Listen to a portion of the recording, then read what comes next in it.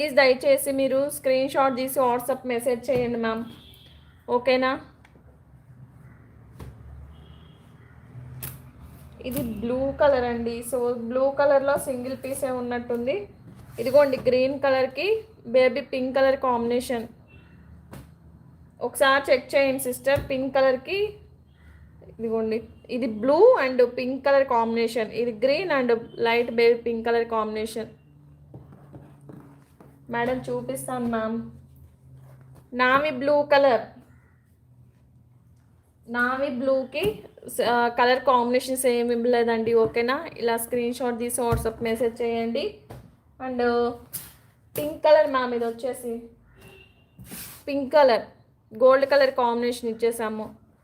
Just 650 పడుతుంది.